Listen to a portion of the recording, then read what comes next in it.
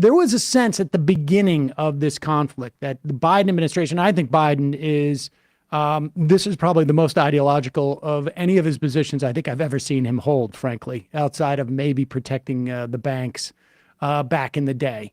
But the reporting at the time, there was a sense of like, this is going to be good for Biden.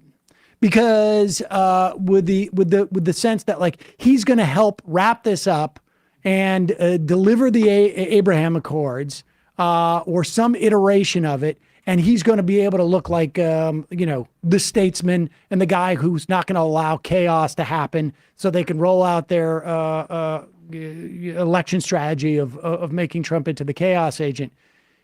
That strategy seems to have been a total disaster and complete. All it has is exposed the Biden administration, or at least, Biden himself has no clue as to what's going on the ground in Israel. What do you think? Like, is he just now in a box? I mean, in addition to the ideological fervor, I think he has, which I think is true. I mean, himself in the box. This is the problem. Exactly. What bothers me is over the last 6-7 months, we've seen Democrats who we never thought would criticize Israel come out and criticize Israel. We saw early on in the conflict a bunch of national security Democrats, the Abigail Spanbergers of this world, write a letter saying, you got to stop Israel, the direction it's going in. Biden doesn't do it. You have Nancy Pelosi come out a few weeks ago. Never thought in my life I would see Nancy Pelosi sign onto a letter talking about conditioning military aid to Israel. You have Chuck Schumer coming out saying Benjamin Netanyahu is an obstacle to peace, although now he's inviting him to Congress, apparently. So that well, I wanted to get to that in a second, but go ahead. But Schumer says that. My point is, pro-Israel Democrats have seen that this is a moment to say, you know what, Netanyahu, everyone hates him. And you know what, 14,000 kids dead, we can't defend that. But not Biden. Biden will not budge. And 7 months in, that Biden is not budging makes no sense to me morally, of course. Obviously, how can anyone be okay with this? But politically, like, let's say he has no morals whatsoever. We know he does. We know he's a man of empathy, just not for the Palestinians. Why politically is he not seeing the disastrous road he's on? Why are the smart people around him not saying, hey, should we really be taking risks like this in Michigan, in Georgia? And you talk to Democrats. I've talked to people at the DNC. I've talked to members of Congress and people in the White House. They think that they can win regardless of this. They think that the people complaining will come home when the Trump threat is clear and present. They think that enough white suburban women in places like Michigan voting on abortion will save them. And they may be right. I'm not saying Biden won't win. He could easily win. It's a 50-50 race. But why take that risk for Benjamin Netanyahu? And if you believe American democracy is on the line, as Biden does, as I do, then why take the risk? Why risk American democracy for Netanyahu, Smotrich, Ben-Gvir, who, by the way, are counting down the days for a Trump presidency quite openly? Oh, yeah. Well, they're happy that this is sowing discontent for Biden domestically. But let's talk about, I want to ask you about that term democracy, because I've just been really struck over the past few months, but especially recently, of the weaponization of the term democracy and this idea that Israel is one, and that it's something to be protected, when we know that they militarily occupy and rule over 3 million people in the West Bank. They also basically keep over 2 million people in an open-air prison in Gaza that they routinely bomb. Interfaith marriage is not allowed in Israel. Gay marriage is not allowed in Israel. If you're a gay person, you can come and move there, but they don't perform gay marriages in Israel because they want to keep up their white demographic numbers. But like the idea that this is democracy, we've completely lost the plot on portraying democracy with any kind of real earnestness or accuracy, because that's not what Israel is. Israel is not a democracy by any stretch of the imagination, and yet this is what we're pretending we're promoting here. And when in fact it's this conflation of democracy with Western whiteness in a particular region that I find really troublesome. So, I mean, look, I probably wouldn't go as far as you to say it's not a democracy by any stretch of the imagination. Clearly, it has democratic elements. It has a prime minister and a government that's voted in elections. But those elections, of course, are not available to millions of people who they rule over for decades on end in a temporary occupation.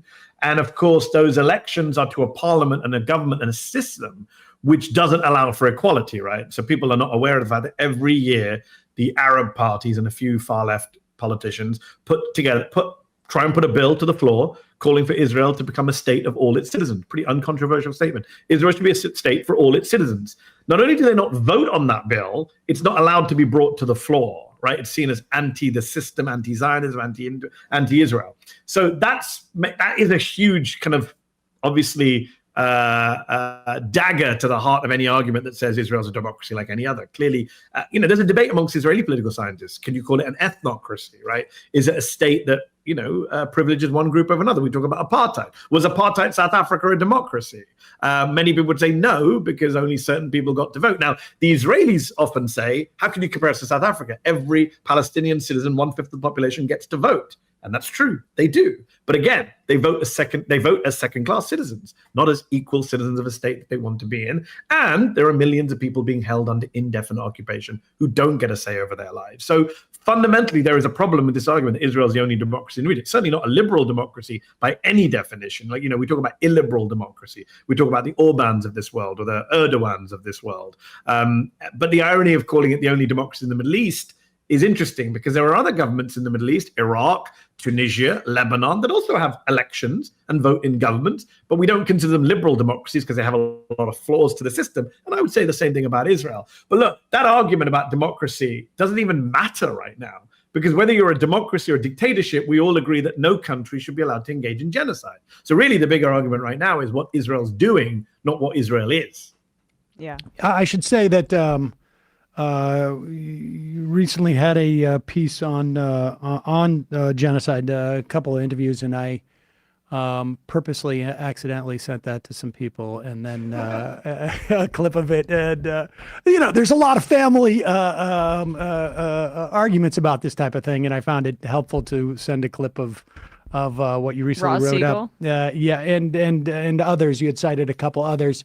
Well, Amos Goldberg, who's the latest to come out, he's the Holocaust historian at the Hebrew University of Jerusalem. He wrote a very powerful piece at the weekend saying, yes, this is a genocide. And the two key points he made that are worth remembering is, number one, every regime that's engaged in genocide says it's self-defense. Like, the idea that Israel says it's defending itself is irrelevant, because everyone, the Hutus and Tutsis, in every genocide, the genocidal party says, we're just defending ourselves from an existential threat. So that's one point he makes. And the other point he makes is, the only genocide is not the Holocaust, right? You cannot say if it's not the Holocaust, it's not a genocide. It doesn't have to be the Holocaust to be a genocide. The Holocaust is a very unique genocide, the worst genocide. But the idea that if it doesn't identically mirror the Holocaust, it's not a genocide, is just ahistorical and wrong. Do you think, and I want to get back to sort of like the second order politics of this in a moment, but from a historical standpoint and from a messaging standpoint, how much does it matter that we, from a rhetorical standpoint, I mean, obviously, the ICJ determining that it's genocide, but they won't be able to do that for several years. They probably won't. But from a rhetorical standpoint, how much of that is relevant? Like, if, in the sense that, if it's just ethnic cleansing, let's say, and just, killing thousands of children. But just war crimes. That's a great question, Sam, because I was torn on this at the beginning. When the genocide debate first started in, October, November, and then December with the South African petition, I was one of those people who was on the fence. Like, should we be investing all our energy in fighting over the word? Or is it, whether it's a genocide or not, it's horrible, ethnic cleansing, war crimes, killing of children. But I've switched. I do think it's important to use the G word, because A, we shouldn't mislead people as to what it is and what it clearly is. B, there is a legal implication. But C, as Amos Goldberg points out in that piece I mentioned, you can't just see everything through a legal lens. There is a moral moment of our time. And I find it ironic. Isn't it ironic how we've all been distracted by the ICJ, and did they say it was plausible or not plausible? What were the provisional measures? And actually, we've been distracted by the fact that, hold on, we all just say there's a genocide in Xinjiang, or most of us do. I know some on the far left don't. But there's a genocide against the Uyghurs in Xinjiang province. There's a genocide in Ukraine, says Joe Biden, right? I don't remember having long, interminable legal debates about whether we call what's happening to the Uyghurs in Xinjiang a genocide. I don't remember having to go to the ICJ to decide whether Putin's doing a genocide in Ukraine. And by the way, the Ukraine analogy is the best one of all, because there's an argument that says, how can it be a genocide? They haven't killed everyone. Well, they haven't killed everyone in Ukraine either. and Putin has a nuclear weapon. He could if he wanted to. Does that mean he's not genocidal? Now, I'm not saying we should have a debate right now about whether Ukraine's a genocide. I just find it fascinating that Joe Biden will casually say there's a genocide in Ukraine, there's a genocide in Xinjiang. But when it comes to Gaza, oh no, let's get 17,000 lawyers to give us various opinions.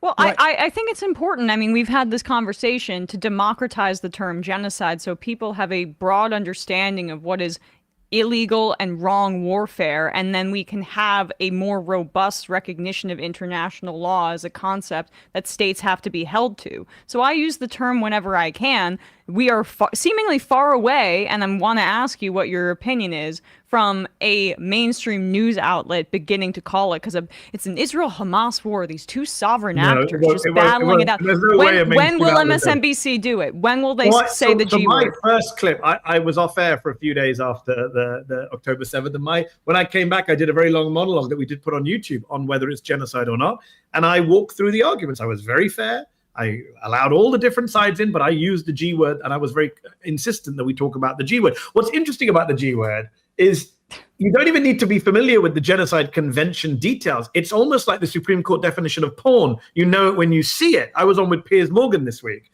and I said, hold on, if Bezalel Smotrich, the Israeli finance minister, says, I want a total annihilation of Gaza, every sane person goes, that's pretty genocidal. Total annihilation of Gaza? Pretty genocidal by any common understanding of the word. And even Piers brought himself to it's borderline genocidal rhetoric. I dragged him to borderline. But, he wouldn't go full on. But what else do you call the total annihilation of Gaza? The rhetoric is genocidal. There's just no debate about that.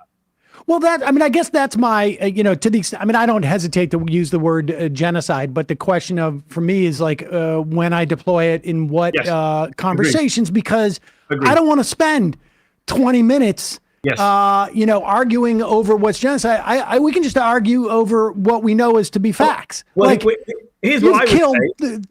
Yeah, I mean, you know the point. So I was just going to say specifics are so important as well. When I'm arguing with, for example, Israeli people, I had Ehud Olmert on my new show a couple of weeks ago. It's very easy to go war crimes, ICJ, Human Rights Watch, and everyone talks in the air. And actually, it's much easier to go, all right, Israel bombed this apartment on this day with these civilians in it and no militants nearby. How is that not a war crime?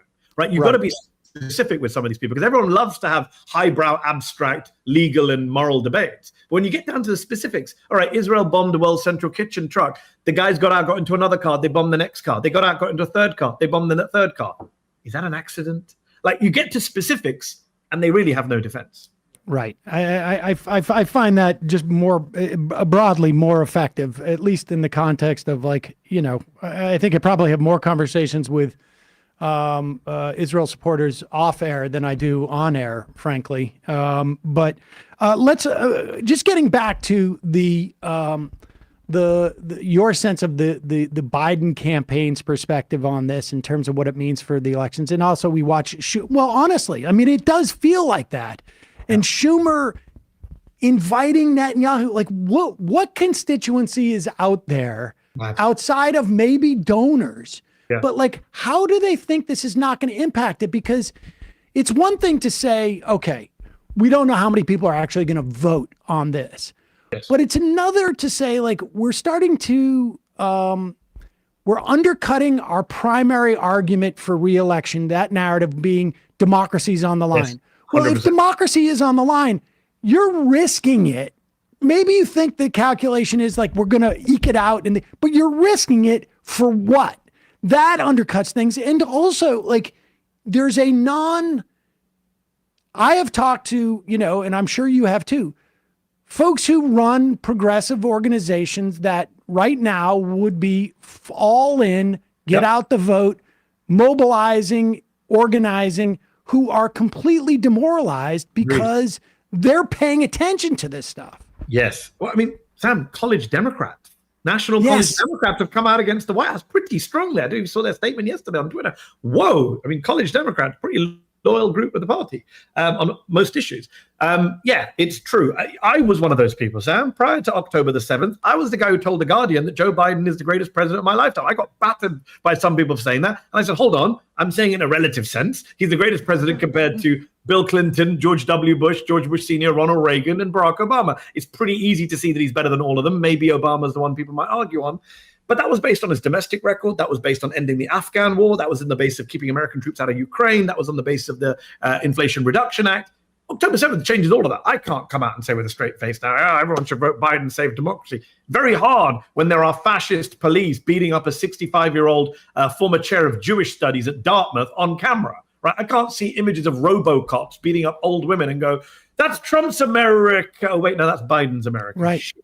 Fascism is already here on some of our campuses. It's very hard. And I've been pushing the democracy argument, the anti-fascist argument, probably longer than anyone else. I was one of the first people to even say the word fascism on MSNBC in August of 2020 during the George Floyd protests. So I've been pushing this for a long time. But even I think now they had two big arguments in their favor going into the election. One was save democracy, stop Trump. The other one was abortion rights, stop the GOP, right? They only have one of those now in many ways. I mean, Trump is still a fascist existential danger. I'm under no illusions about Trump. I don't think he should be president. I think American democracy is pretty much over as we know it if he is president.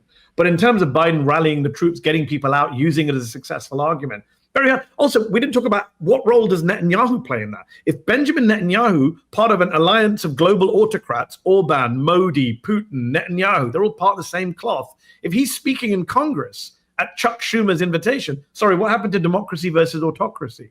I mean, and also the vibes. We talk about the economy and vibes. What about just the vibes of an election year where there's going to be massive protests, I assume, at Congress if Netanyahu turns up while leading a genocide? There's going to be massive protests in Chicago at the DNC and uncommitted delegates. We could have a 1968 scene on our hands. How does that general image of chaos and division, Democrats in disarray, which the media loves that headline, how does that help Biden going into a very close election? I just don't get it. Yeah, I'm with you.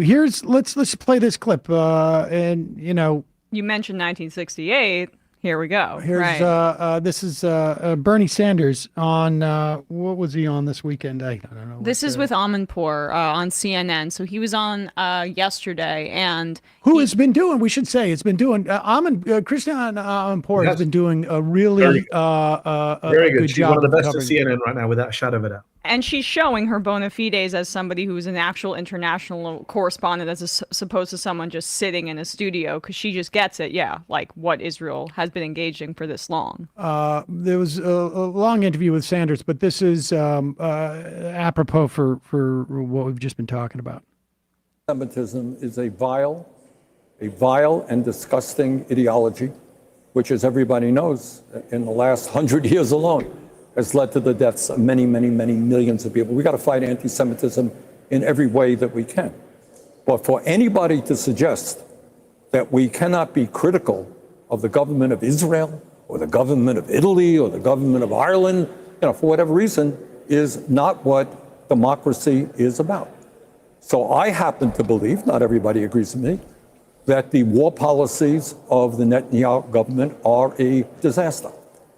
They are causing unprecedented harm. They are in violation of international law and absolutely in violation of American law, by the way.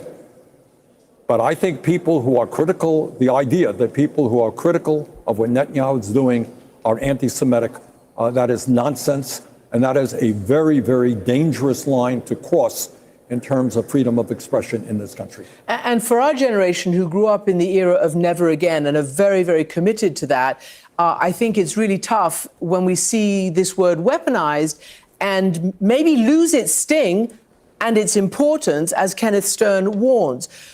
So I want to ask you, my question to you is, what do you think now is going to happen to Biden and his campaign? Where do you think all of this is going to lead? Because it's also about American foreign policy. Well, in terms of his campaign, I am thinking back, and other people are making this reference, that this may be Biden's Vietnam. Lyndon Johnson, in many respects, was a very, very good president. Domestically, brought forth some major pieces of legislation. He chose not to run in '68 because of opposition to his views on Vietnam. And I worry very much that President Biden is putting himself in a position where he has alienated not just young people, but a lot of the Democratic base in terms of his views on Israel and this war. I mean, tough to argue. Although I don't think we're going to see Biden step aside, although I think that would be effective, frankly. But I don't think he's going to step aside. Yeah, I think that window closed, and the only reason he steps aside now is it's a health issue. Right. I mean, his poll ratings are not that bad. They're just not. It's a close race, right? It shouldn't be this close. Okay, there's two different things. One, to be clear, it shouldn't be close. Donald Trump shouldn't be close to anyone in a normal country. He would not be polling anywhere near the possibility of winning. The guy's on trial. The guy is a fascist. The guy tried to destroy American democracy. Put that to one side. I think you swap out Biden for any other generic Dem. It's not like they're going to suddenly have a 10-point lead on Trump. This country is so divided. The negative partisanship is so high that those are the numbers we have. And that's why it's such an important to get your base out, right? So important to get your people knocking on doors in an election where anywhere between 40 to 70,000 voters could decide the entire election for the entire country. You can't take risks. You need to be able to inspire and energize. I just don't see that. And it's not just Gaza, by the way. Are you seeing that on other fronts? I'm not seeing that on other fronts either from Biden. Well, the marijuana thing was good, but what do they do? Well, the marijuana thing, but I'm looking back at the pause that they did on that liquid natural gas export facility permitting.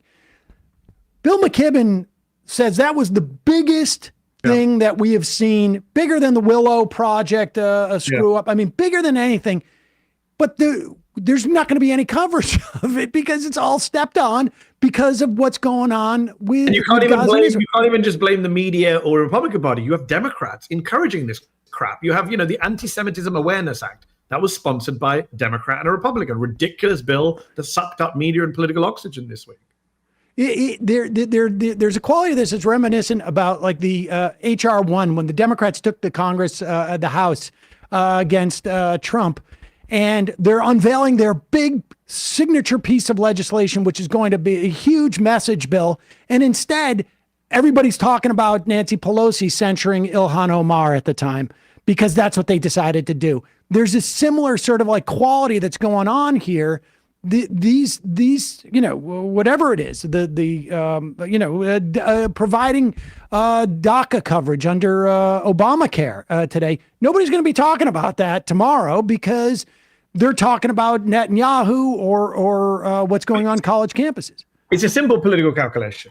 If Joe Biden were to come out tomorrow and say, we are cutting arms to Israel until we get a ceasefire right now, until Netanyahu says we're staying out of Rafah, and until more aid goes in, right? If he said that, what would that cost him? What would that cost him? Because I hear people say, well, he can't afford to lose Jewish votes just to win Muslim and Arab votes. Most Jewish voters in this country don't like Benjamin Netanyahu. I don't understand what the political calculation is that prevents you from picking a fight with Benjamin Netanyahu. There is none. He's super unpopular. The only people who like Benjamin Netanyahu in this country are the House GOP, right? Nobody likes Benjamin Netanyahu. It's an easy fight to have. He doesn't have it because he doesn't want to. Because it's not about political calculation. He likes Benjamin Netanyahu. He feels it his obligation to do this behind-the-scenes bullshit strategy where behind the scenes he doesn't like Netanyahu. It just doesn't work. We're 7 months in, and it's a win-win all around. If you come out for a ceasefire, you get international respect. You look like a strong leader. You're doing morally the right thing. You're shoring up your flank with progressives and non-white voters in places like Michigan and Georgia. Who are you pissing off? You're pissing off the House GOP and a few Christian evangelicals. I think your point about him you're saying that he would look strong. He looks weak. So we talk about his age, and that's that we can't change that, right? Definitely. But Sam has made this point before that the age is kind of correlated with a perception of him as a weak leader. Yes. And there was a poll in CNN that said 81% of people, and this was taken a few weeks ago, it's probably higher, of people 18 to 35 disapprove of how he's handling Israel and Gaza. But in general, the majority position in America right now is they don't approve of Israel's actions now, and that's been a shift. So if he wants to look strong, perhaps stand up to the leader of the client state that is entirely dependent on our military aid for their survival by using an ounce of leverage. That would help him with the age stuff because he'd look he have some vitality. When did Biden look strongest as president of the United States? In my view, he looked strongest as president of the United States when he did the State of the Union and he got heckled by Republicans and he heckled them back. Right? People like a fighter. I've said this before. It's not even about left and right. Like we're on the left. It's not about what your politics, policies. Yeah, that's all important. But actually people just want someone with fire in their belly who's willing to have a fight. And guess what? You've been given the gift. You could have a fight with Benjamin Netanyahu, Itamar Ben-Gvir, and Bezalel Smotrich. like the worst people. It's like MBS during the Trump era. It was easy for Democrats to call out Trump because the bad guy was MBS, like a cartoon villain. Well, we've got another cartoon villain. His name's Netanyahu. Yeah, I that's why I say I think it's Biden's most ideological position he's held probably in his career. I mean, you can go back and I'm sure you're aware that when Menachem Begin came in the wake of the Lebanon invasion of Lebanon, one senator stands up in a caucus meeting and says, "You should kill children, and you're right to do that to protect yourself." And even Menachem Begin, guy who was involved in blowing up the King David Hotel, was like, "Whoa, you got to slow down, buddy." I mean, this is. Although to be fair to Biden, it's Begin who tells that story, and he comes out of it very well. So yes, I guess that's true. Fair point. Yeah. I don't remember Biden saying that wasn't me. It's not like Biden disavowed it either, though. We know he was always a hawk. Look, he loves Golda Meir, who said, like, basically, it's so sorry we have to kill your children to protect ours. So it's in keeping with what we know about his ideology. The Biden thing, the thing about Biden is a lot of people have pointed out on social media is he was wrong on civil rights. He came around to the right side. He was wrong on Vietnam. He came around to the right side. He was wrong on Iraq. He came around to the right side. Give him 20 years, he'll come around on Gaza too. Right. Exactly. Mehdi Hasan, thank you so much for coming on. Folks got to go check out Zeteo. Zeteo.com, is it? It is indeed. Zeteo.com. There you go. We'll put a link to that at majority.fm in the podcast and YouTube description. Thanks so much, Mehdi. Really appreciate it. Thanks, Emma. Thanks, Sam. Thanks so much.